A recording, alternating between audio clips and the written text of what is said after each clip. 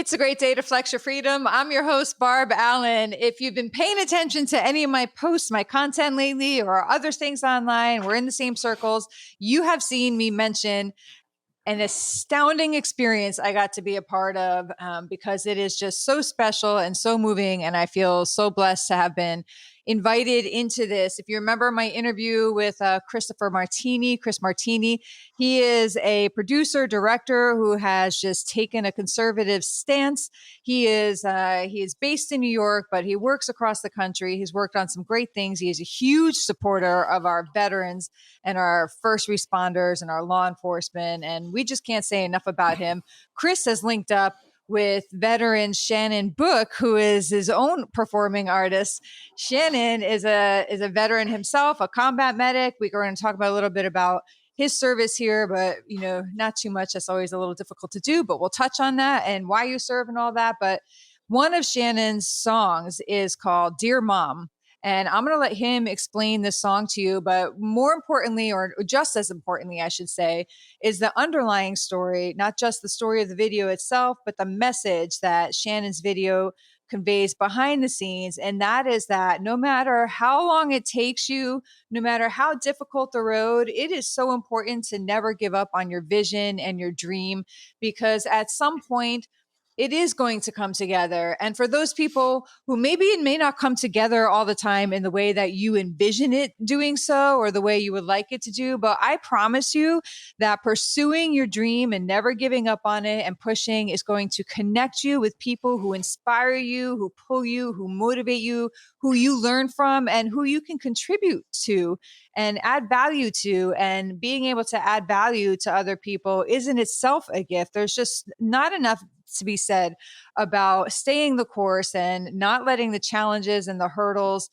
detract you or make you give up or quit or just bow down and surrender to the fact that you'll never make it. So that is the underlying message that I want to talk about with Shannon, because it's so cool and so powerful.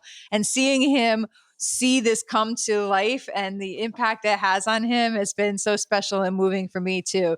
So we're going to get into it. This video is set to release on May 6th, by the way, which is why we're popping this episode out this week. So you all have plenty of time to mark your calendars.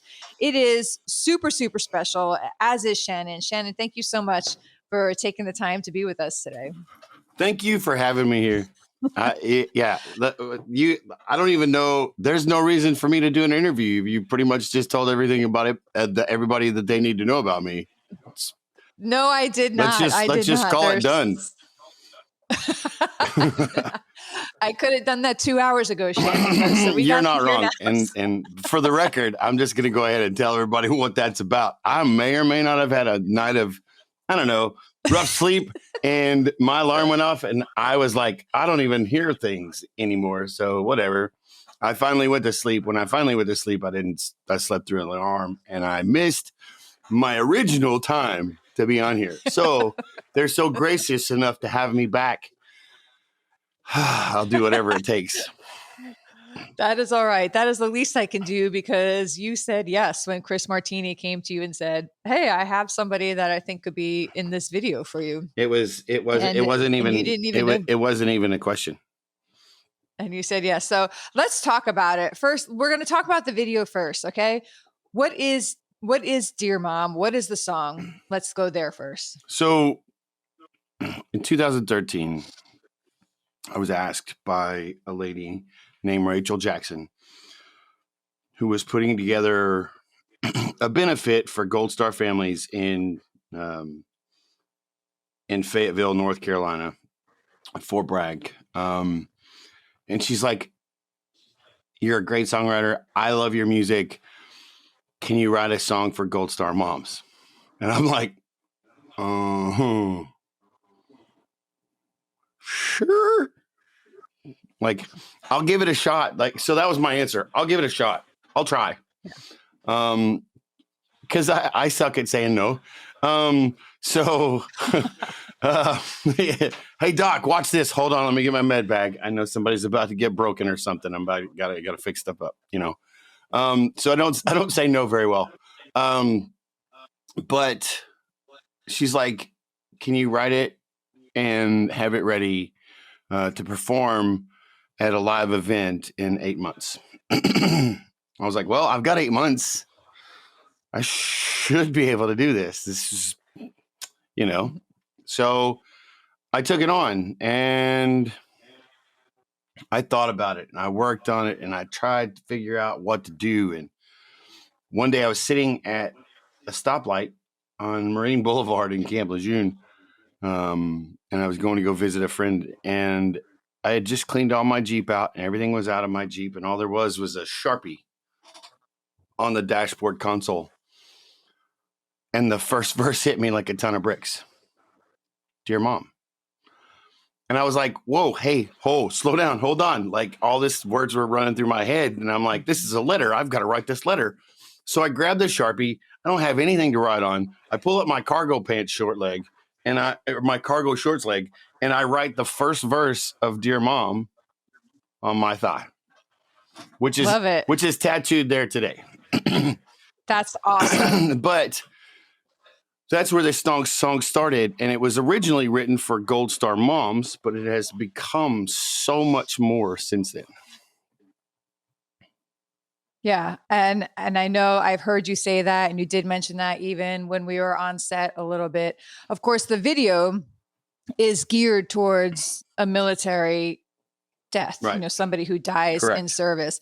But I think, and so that will mean a lot to the Gold Star community. I mean, Right. there's no missing that. But just as any death and grief are so universal that, what I say to people when I speak on grief as well, although my husband was killed in military service and Right. then the circumstances are just out there, right? Grief and death, when people come to me and say, oh, I could never imagine your grief, I could never imagine your pain, I'm always quick to kind of shut that down a little and make sure that people know that I understand grief is grief. If you're really tight with your grandma who's 90 years old and she passes away, you are grieving her, right? If you are tight with a best friend or whatever, whoever you lost, you are grieving. And so the elements of grief, I hear songs about grief and pain and struggle that are not my story, but the pain is universal. Right? It resonates, right? Yeah, you can apply that. So, but I do think it is a nice touch. It is a special touch, and especially coming from you as a veteran, that you made the video about a military death. But I don't think that should hold anybody. I think people should watch it and take that in and consider it, especially as being released not long before Memorial Day. But then I think when people sit back and close their eyes and listen to the words, it will touch every single person in their own way and in their own story and in their path. So let's talk about the video, because you did make it military themed because you were asked for the Gold Star mom element. How did the rest of the song come together for you first, and then leading into how you connected the dots, the timeline and all that between the song and the video? So I just, once the first verse happened, like it probably took, like the first verse didn't hit me for like 4 months, maybe. Like it was starting to get a little, timeline was starting to shrink a little. And, and I'm thinking to myself, man, I really got to do something with this song. Because being a Navy corpsman with Fleet Marines for most of my adult life, I understand what that letter is about. And I understand why that's important because, combat's real, and I've done 2 tours and it's messed me up. So, but I survived it. So writing that letter was important to me and I wanted to get it done. But once that first verse was done, it didn't take very long after that to formulate the song, to create the song. It has kind of transitioned and been reformatted and revamped here and there very lightly. But not from too much from the original version. Once the original version was done, then it was just all about, paint and polish. Yeah. Isn't that cool how when you're working on a project like that and writing something, you can it looks like you're not working on it because you're not physically sitting down and writing, Right. but every minute that you're going about your day, your life, you have all of your, your spiritual, emotional, whatever doors are wide open, and Oh you're yeah. just receiving this and you're waiting to process it. And then the moment that hits, the moment that thing flies into your heart and your soul and your brain, it's like it just writes itself at some point. You're Just not wrong. boom, You're not wrong. You know, it's it funny. just It's funny pops that you out. say that. It's funny that you say that Yeah. because I have this big, huge project coming with like Odds Kilcher. I don't know if you know who that is, but Odds Kilcher, the man from Discovery's Alaska, The Last Frontier. He's a Vietnam veteran. And he asked me to write a song. So we're sitting here talking about Dear Mom, which is the biggest plate of my elephant to eat. Mm-hmm. And I'm still thinking about that because I need to get back to that. So it's funny that you say that. Yeah. Yeah. And everything is open for you right now on that song. And at some point, it's just going to zoom right in. Something's going to happen and it's going to be like, light the fuse. Here we go. Yeah. True. The same way. It's going to be cool. All right. So how long between creating that song, putting it all together, having it out with your band, and I know that it has been posted online or shared online, because when Chris told me about it, I was like, oh, let me go listen to the song, and I was able to hear it. And I tell you, I think that was like maybe 2 months before the shoot that he asked me to be a part of it. And I remember he's like, what are you doing November or whatever date? I'm like, I don't know. I'm in. I'm like, do I need an attorney? Like, what you got? Like, let's go. Whatever you're asking, I'm in, But then I played the song and I was so moved by it. And then I started to get really excited about being a part of it, and a little nervous because it was a big responsibility. Like, I just felt the weight in all areas. You carried it well. I listened to carried the weight well. I listened to that song every single day. Every day I listened to it leading up to it. Just kind of getting myself familiar with it and reading up on you and just kind of, I genuinely, I played it every day. Wow. And it just became a part of me. And then the shoot happened and I was like, oh my God, like now what, because I came home and I'm like, oh, it's still a part of me. And then when I was given a little sneak peek of it, I did it again. I played it like every day for a week or whatever. And until, the link expired, because it just grounds me and centers me and just brought me back to just so many things in my own life, in my own world, to hear it. So I'm really excited about it. I don't even know what to say to you right now. That's probably one of the best compliments I've ever had, honestly. Like that's that's why I do what I do, man. Like, I really don't care about fame and fortune. I really don't. Do I want a platform to where I can talk about things that go on with us? Absolutely. Right. So the fame, sure. The fortune, I've been a starving artist since I was a teenager. Like, whatever. Yeah. Right. So, but those things are tools, and they equip you to do more. And that's the way they need to be approached. All right. So now you have the song out online. Anybody can hear it. Where did the video come into play? How did you, I imagine that has to be an enormous undertaking to create a video. So it's funny that you asked. So, I was just watching something about MTV earlier, and I watched Video Kill the Radio Star happen. Like, we were pirating MTV from, pirated satellite feeds when I was a kid, Oh yeah. So I watched the video happen. Yeah. Right. The song's playing in your head. Mine too. Right. So, but I watched that happen. And over the years, I'd watch 120 minutes. I'd watch Headbangers Ball. That was my jam. And, when I got into the military, MTV Grind was down in Mission Beach like every other year. So I ended up on MTV Grind a few times. Anyway, I always said I wanted to be one of those guys with a music video. And, I never quit playing music and I never quit performing. That just got bigger and bigger. More songs, blah, blah, blah. And the opportunity, when I wrote the song, the idea of the video popped into my head. Like, biker rides through a town, rides through the desert, comes into this little town, goes to, blah, blah, blah, blah, blah. Mom shows up, they exchange, yada, yada, yada. That popped into my head pretty much the same time all the lyrics did. And I've been telling people that idea for a long time. Well, Operation Encore was like, well, how about we give you the money to fund the video? And I'm like, oh, that's amazing. What? Okay. Like, don't threaten me with a good time. Right. And they were going to put me in contact with another producer or another director. I talked to him. Great guy. Nice guy. But my idea for him was going to be too expensive for us to be able to afford.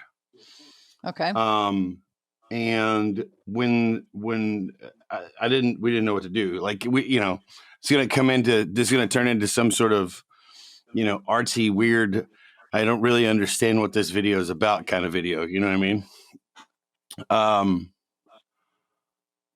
Then for some reason I reached out to Chris. Like his stuff pops up. Like I followed Max Martini on freaking social media all over the place. Okay. And then I started seeing his brother pop up and I was like, oh, wow. Okay. Who's this guy? And I started seeing the stuff that he was doing for veterans. And I was like, wait, I'm a combat veteran. How about I just reach out? That's cool. And I did. I literally sent Chris a Facebook Messenger. And he got back to me probably within a day and was like, sure, man, we can talk. And as soon as I said something to him and I told him what my idea for the video was, he was like, dude, I'm in. I sent him the song and all that stuff. And he was like, dude, I'm all over it. How long was it between that Facebook message and the original connection and the time the video shoot took place? Roughly. I would say probably less than 3 months. Oh, no way. Oh, yeah, absolutely. Absolutely. Wow. I thought you were going to be like, year and a half. No. Wow. No. Like, oh my gosh. I'm going to tell you right now, like it's as God oriented as possible. Yeah. Like, and yeah, I don't even know. Like none of this, I'll tell you right now, none of where I'm at today is because of me. I am just a vessel. And I assure you, God put it all together. And he put it together for a good reason. It does feel like that, right? I remember, so we knew Chris and of Chris for a couple years too. I had originally met like you, his brother Max years ago. Right. And we've stayed in touch sporadically over the years. Max was sweet. He endorsed my book and he's always been like a huge supporter of ours, just a nice guy. Right. So we stayed in touch. But then as a result, we started seeing Chris's stuff too. I'm like, there's his brother is right here in New York with us. And so we started following him more and we chatted back and forth on social and all that. And we've been meaning to set up an interview for Chris forever. And then we just never did it. Never, one thing happens, another thing happens. We never did it. And it was Dave who was saying, right about that September or so, he's like, it's time. You got to get Chris on. Like, do you see the stuff he's posting, things he's doing? Yeah. He's like, schedule Chris, get him on the show. Like, it's time. Like, we need to. I'm like, okay. So I reach out to Chris. I interview him that fall, which just happened to be, I guess, at the time that you were speaking to him. Yeah. About that. So I would have never been on Chris's radar to be in that video if I hadn't connected with him at that point in time. And Dave is the one who was like, all right, so quit putting it, like, just get it done. Yeah. Thanks, Dave. Appreciate you. All the dots connecting, how cool is that? Because what is the timing of me reaching out to him just as you were reaching out to him? There's no reason. Cool. There's no reason on the planet for a consequence. Consequence is a man-made word and everything happens for a reason and God has a plan for everybody. And, he gives us all special skills for a reason. And that's why we're all special in a community. So it's mind-boggling that, I don't know about you, but for me, it's mind-boggling that I have that he's given me the things that he's given me and the chances to jack it up as many times as I possibly can and still be able to do it. You know what I mean? Because do you ever just feel like that guardian angel, like on your wing, on your side there, like, whew, that was like, there is no reason I should have come through that one. yeah. Or Well, I don't know if I'd call it guardian angel. I literally think it's Jesus going, hey, stop. Dude. Don't be doing that trash. Pow, what are you doing? No, that's not it. No, that's what I feel like I get. Cause I'm that dude that literally will run headlong into a wall. You need that higher power. Yeah. I'm the guy that will literally run headlong into a wall on purpose just to see if I can knock it over. So 3 months it took, but this is something you've been working on for years, is your path and your career and your love of music and building it and growing. And how many times over the years, and maybe even now, right? Because once you achieve one thing, it doesn't mean you stop. It just means you get a taste. You get a taste of what that's like. And then you're like, ooh, I did this. Now I can do that. Right. Oh, yeah. And so I'm sure you're setting your goals, you got your eyes locked on your next goal. Yes. How do you work through what has to be, same as we all get, your moments of, why am I doing this? Maybe I should give up. This will never happen. All the things, the self-talk that comes in. How do you push through those? And how did you push through that to get to getting this video done? Man, it's not easy. It's not easy. I mean, if I'm to be honest with you, like, they're still happening. Like, and all joking aside, like last night, like I got a phone call I got a text from Chris and Chad, and they're like, hey, I need the information for the lower third. And I'm thinking to myself, you need to what? I didn't catch that. I need the information for the lower third of the video. And I'm like, I don't even know what that means. Yeah. Like, maybe that's why I didn't catch it. I didn't understand what you said. Well, I didn't realize that the TV is like broken into thirds. Like, and so the lower third is down here. Right. And so I had no idea what that was, but I got educated. And then I'm thinking to myself, like, most of the cast was brought on by Chris. And then, so I started getting, I'm like, why, what? Woo. And but I get frustrated just with dumb stuff because this is a dream thing for me, right? Like, this is not just another day video. This is the video that has started the dream process to be a reality. Right. And when I woke up to see this video for the first time, the video wasn't even the emotion that I was feeling. It was the realization that my dream had come true. Yep. My childhood dream had come true. Yeah. I'm 50 years old, next year I'm 50. I'll just say I'm 50 right now. It doesn't matter. Who cares? If you're splitting hairs, that's on you. Like, it's taken me almost 50 years to complete my dream. And here it is. So I get in those moments and I'm like, I want to pull my hair off, but yeah. And for those of you who are listening to this podcast and not watching it, I just took my hat off and there is no hair. So, I don't know. It's just, I give it to God, man. That's what I do. I just give it. That's not easy either. Like, hey, give it to God. Give it to God. How many times do you hear that a day? Like, I hear it all the time. Yep. And then I'll sit in it and I'm like, man, you know what? If you, you're cool. Nope, you're F you too. If you, and I'm like, and then I'll sit down and I'll stop and I'm like, man, that was dumb. And then I'll go back and say, dear Lord, please forgive me for that. And then I'll go talk to those people. And it's a struggle. Like, and the bigger you get, the harder the struggle is. Yeah, no kidding. No kidding. And the closer I get to God, the more the scratch on the door is. Good one.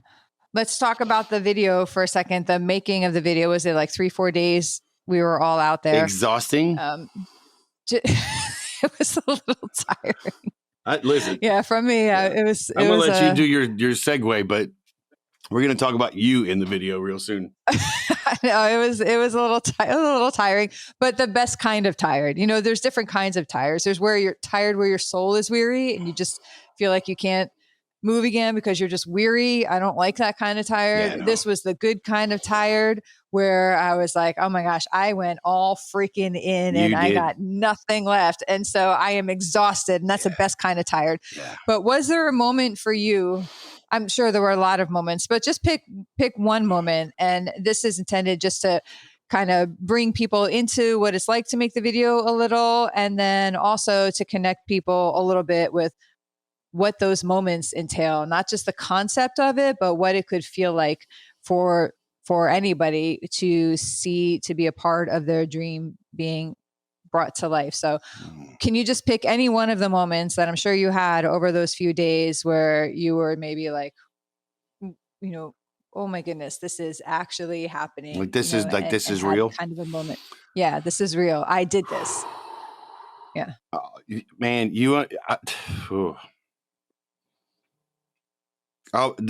to be honest with you, the whole shoot was that way. But there's one moment where reality really set in. And it was the moment that I sang Dear Mom acoustic in the house for the first time. Oh, yeah. That was a good one. Yeah. And I had never done that. The song is 10 years old. The song's 10 years old. And that was the first time I did that ever. And everybody in the house, like when I was done, it was the last day, it was the last hour of filming that night. Everybody was exhausted. You guys had did the door scene, I don't know how many times. You guys maybe 912 times. You guys were crying the whole time. Yeah. Yeah. And again, but we're gonna get to that. Just so you know, we're gonna get to that. But that moment, everybody came up to me and was in tears, and they're like, "Oh my God, I'm so happy to be a part of this." Yeah. And I didn't know what to say. I didn't know what to do. I was just kind of like, I'm Ricky Bobby. I don't know what to do with my hands. that's literally how I felt. I was like, okay. Cool. Like that was it. That was cool. It's overwhelming, isn't it? In the best kind of way. It is like, it's just, it comes in and takes every bit of, like, imagine the worst kind of pain you've had. This is that intensity, but in the opposite direction. Yes. It was like a choking hug. Yes. Yeah. It was like one of those hugs where you get from somebody that you know that really loves you and you really love them, and they squeeze you so hard you can't breathe. That's the best way of putting it. Yeah. That is the best way of putting that. I don't know if you know this or not, but I work with words. Yes, I'm familiar with that. So, and that was 10 years from the time the song was made till you had that moment. And that's another just great example.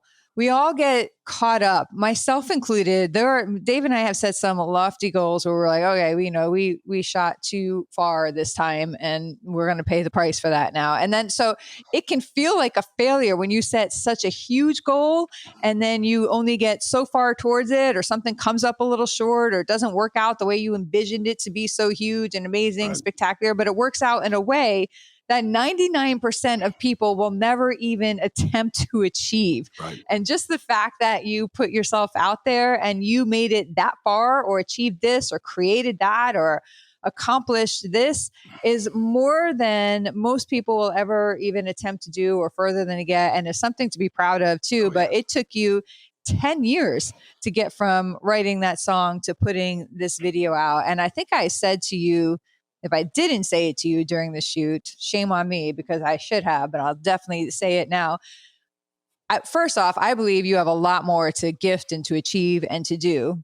I will say that. I will also say, if you stepped away now and decided to never do anything again with your gift of music, to never do another video or whatever it is you have the charts, you would already have done so much that is so special and so meaningful in so many people's lives, because being in that room and being a part of that is something that will stay with every single one of us. I don't speak for people. I try not to speak for people, but in this instance, I'm going to go ahead and speak for everybody because I could feel it in that room, and definitely for me, will stay with me for my life. And I also know everybody who hears this song, turns it up and just lets themselves feel it, is going to connect, because as you said, you can take mom out and you could just put your own name in.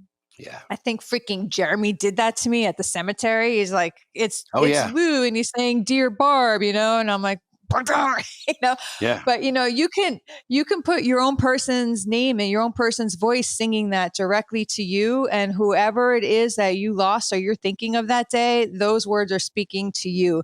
And that's a gift that you're going to give every single person who hears the song. So thank you. I would say, I hope you carry that with you, because that is already a significant achievement and a gift you've given to a lot of people. I will. And for the record, I'm going to take that and I'm going to cliffhang on those words, because here is we're going to talk about Barb, because Barb worked so hard in this video that the door scene was probably not the hardest scene that she shot, which was hard enough for a lot of us, because Keiko calls are not fun. They're not fun, the receivers or the senders. Those letters are not fun for anybody. No. And so that you guys shot that for what, maybe an hour and a half, 2 hours? Well, and what that was, I had literally just arrived from the airport. I didn't know anybody. I didn't she know met anybody me and she's there. like, "Oh, you're the guy?" I'm like, "Oh yeah." Hi. Everyone's like, "You're the mom?" And I'm like, "Well, yes, I'm the mom." I had just arrived from the airport. The only person I knew there was Chris, but I never met him in person. I'd never acted. I was going into this emotional scene. And so I get out of the car from the airport, walk into the room. I'm in the outfit that I was wearing for the scene because I knew Chris had scheduled it. I'm like, "What do you mean? I'm like arriving?" So I have to get off the plane and into the scene. Yep. So I have that outfit on. I flew in that. Yep. And I walk in, see people I'd never met, filming one of the most painful things you can film. So there were a lot of reasons. One of which you've experienced, one of which I'm going to say this, one of which you've experienced personally. And that in itself, and that was you getting off the airplane. Besides, obviously, running into this big goofy, "What's up? Hi." You know, you're the guy. "Oh, yeah, I'm the guy." You know, and then, you know, and listen, I'll tell you, I instantly felt completely connected to you at that point. I don't know why. I can't tell you. Can't explain it. Doesn't matter. It was just like Barb and I were like best buddies for some reason. And like, awesome. But then I watched her work, and I'm going to tell you right now, she said, "Actually, I've never acted." She didn't have to act. She didn't have to act. And I'm going to tell you why. She's lived this, and it was personal for her. And that's what makes real. Yeah. And that in itself. So going from that door scene, which was probably only 2 hours. The next day, we're at Fort Sam Houston National Cemetery over a gravestone of one of my former Marines. Not mine, but one of my former Marines from 2nd Battalion, 1st Marines. And we're filming the next scene, which is probably the biggest scene in the whole video. And this woman, I'm just going to tell you, there's a tear in the video. Yeah. And that's only one of many that fell that 8 hours of filming. That was a long day. Yeah. That was and that's why I told you that we're going to talk about you, because me personally, you deserve so much. I can't even begin to tell you. And you're like, "No, let's do it again." And I'm like, what the F-bomb is going on here? Like, why? Wow. You love to be tormented, huh? Like, you know. Well, Chris was telling me to do it again. I know, Jeremy was saying but it wasn't even. I never said, "Let's do it again." Chris was like, "We're doing it again. We're doing it again. We're doing it again." Whatever that was, but I obeyed. I'm like, "Okay, I guess we're doing this again." It was never you never took your hand off. You never took your hand off the gear shifter. Yeah. And there's not enough applause in the world. And Jeremy, he's a cynical SOB, but like I keep wanting to cuss because it's just what I do, but I'm going to try not to. Oh, you can go for it. Yeah, you can. Jeremy's a cynical son of a bitch. Yeah. But he knew what he was doing. Like he's like, book, book, book, book, book, Yeah. book. And he took exactly what I said about the video or about the song and did it to you. And that's how I hope this song transfers to everybody. Right. Because I want this song to help people heal from some extremely traumatic situations. Right. And that's the goal. You know, the line in your song that most got me, that for me was the most powerful. And it's, please believe I've done everything I needed to do. That one. I got a little emotional when you said it. Yeah, I'm getting emotional just saying it now too. That is the song. That is the line. And I'm going to tell you why I got emotional, because it is an emotional line for me. Line. Yeah. But I don't know that I've ever had anybody pick my song like apart like that and listen to it that way. And so for me, thanks. Yeah. Sorry. I think for me too, Shannon, I think that was something that I needed to hear in my own life, almost 18 years into this. So, and that's what I mean by the power of this song. There's going to be one line. I'm imagining that line will hit a great deal of people in a very similar way it hit me. Yeah. I also know that there's going to be different lines that hit different people in different ways. So that's it. It's just, and it's another example that we never know what it is we're going to say. Sometimes something we say or do, we're not even aware of the impact it has on other people, but it does. And maybe we'll never know. Maybe somebody will be so deeply impacted by something we say or do and never tell us, and we'll never know. And that's okay. I'm just recently discovering, having some people come forward to me and say, oh my gosh, I've seen you, I've heard this. And I'm just starting to hear from people that I have somehow impacted in one way, shape, or form that I never knew. I never even knew I existed. Right. And that's cool. That keeps me going. And I know that there are so many people who have impacted me that way. So I try to reach out and make sure I tell them, hey, this is what you've done for me. And thank you. So I hope a lot of people come forward and step up and let you know what this does for them in some way, shape, or form. Talk about, you have this next project you mentioned with the Vietnam veteran, or a song about Vietnam. You want to touch on that? Yeah, sure. So Odds Kilcher, for those of you who don't know, Odds Kilcher he's a Vietnam veteran. He's best, I guess probably best known. He's a singer-songwriter, probably unknown name, he's not a household name, but he writes and does all kinds of music, which is awesome. Mostly folk stuff, but he, and for those of you, I guess he's Jewel's father. Jewel, the artist. And so we are going, Operation Encore is taking about 11 of us up to Homer, Alaska, where they do Alaska Last Frontier. Also pretty much where they do, the Deadliest Catch and blah, blah, blah, blah, blah, all Discovery stuff up there. And we're going to basically build a retreat. So they're going to get a little slave labor out of us, and then we're going to play some music and have a good time hanging around a fire and just good down to earth stuff, man. And so, and I'm pretty sure I'm not the only one, but Otts has sent me a song that he'd like for us to do. And he asked me if I would help him write it. So that's the project that I'm working on right now is trying to get, I have so many irons and so many fires. It's ridiculous. Yes. Like it's like, I'm familiar with that affliction. Have you ever seen Escape LA with Snake Plissken? Yeah. Like all the little fires in the middle. From New York, right? Yeah. Well, there's the New York and then there's LA. Yeah. So all these little fires in the boroughs, and so you're like, yep, they got irons in that one. No, I don't have any of that one. I got irons in that one. Yeah. That's me. But that's what keeps you going. And I think a lot of people are just sort of born with that kind of drive, and other people I know, and we won't go too deep into this, but I know a lot of veterans. I know I'll start off with me. I never served. I have no idea what combat is like. No freaking clue. I know that when It's a I lot lost like my making husband, ice cream.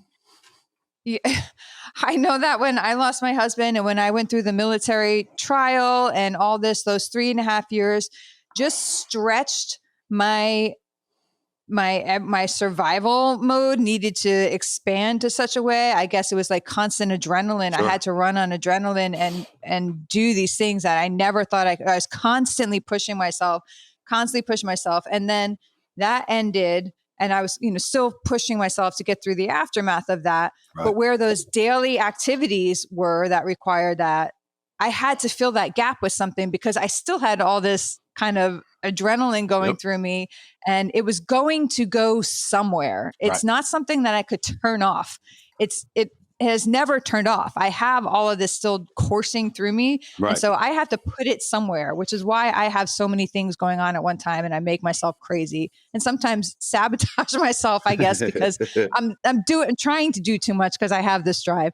So I think I see something similar in you, in that you have this drive, and I know you have been through experiences that have tested you, and the aftermath of those experiences, you have this pulsing through you, right? And so you have to do something with it. Oh yeah, I do. And well, Would that and be accurate? you said something earlier about, failure and all that good stuff. And over the years, like, people have made failure like this horrible thing.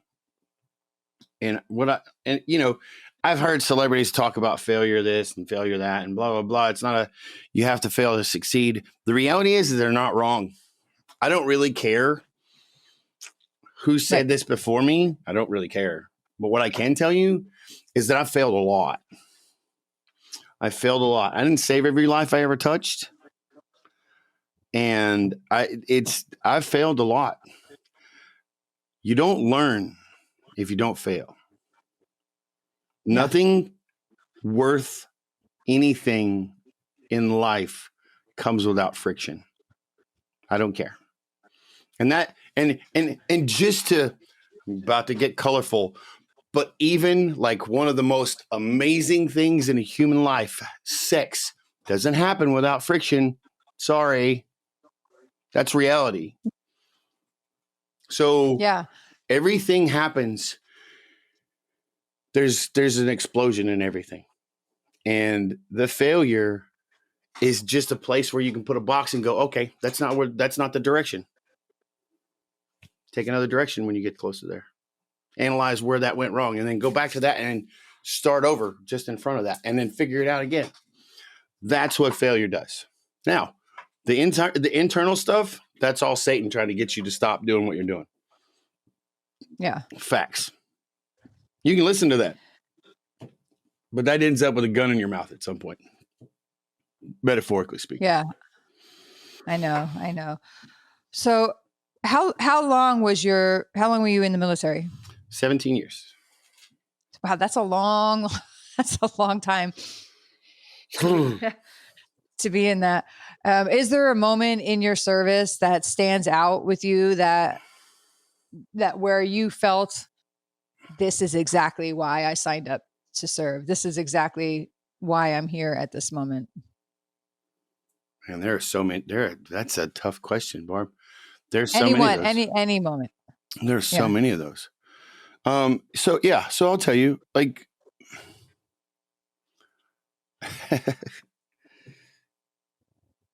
thank you. I get it, Lord. I get it. So directly related to this situation.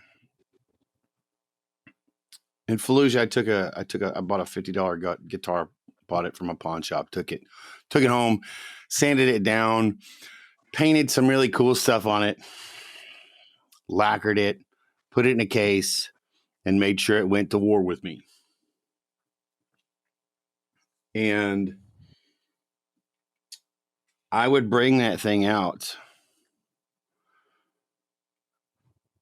whenever we got back to Camp Fallujah and had some downtime. I'd break it out, as soon as we got back, and I would play everybody music. And the first song that came out of my mouth was Rooster by Alice in Chains. Especially if we had a good night, nobody got hurt. No, there was no damage. There's no whatever. Rooster was always the first song that came out. But those moments, not just the fact that I was a Navy corpsman with the Fleet Marine Force, like I can't tell you how many of those moments there were, but that moment right there, those moments, using music to keep everybody in perspective and keep everybody together and keep everybody focused and let everybody know how much I cared about them. That's probably, again, there by the grace of God go I. God gave me that gift and I just wanted to use it. And that's probably one of those moments. Probably one of the most important ones. Yeah, I can sort of envision that a little bit. We would make little freaking, we'd take a box of Kim lights and we'd put it in, we'd stack little Kim lights. We'd pop them and stack Kim lights in and we would all sit around the Kim lights like a Kim light fire. Nice. Yeah. That's awesome. We called our location the Bat Cave so that we would put Kim light fire by the Bat Cave. That's great. That's great. All right. As we're winding this down here, I want to ask one more question actually two more questions. So one is, as this interview is going to drop close to Memorial Day, which for me, this will be, my husband deployed on Memorial Day 18 years ago. And he was killed 10 days after that.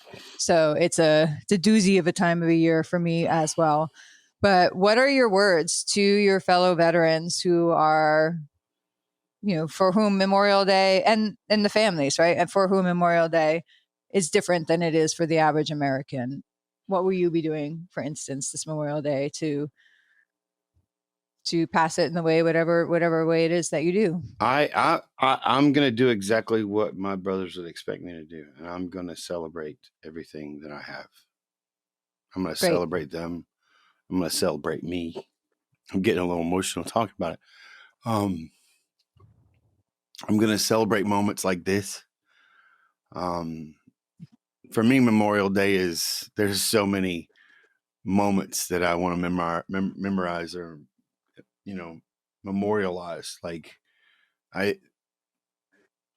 it's not about somberness. It's not about sadness. It's about, to me personally, Memorial Day is a day of gratitude. Mm-hmm.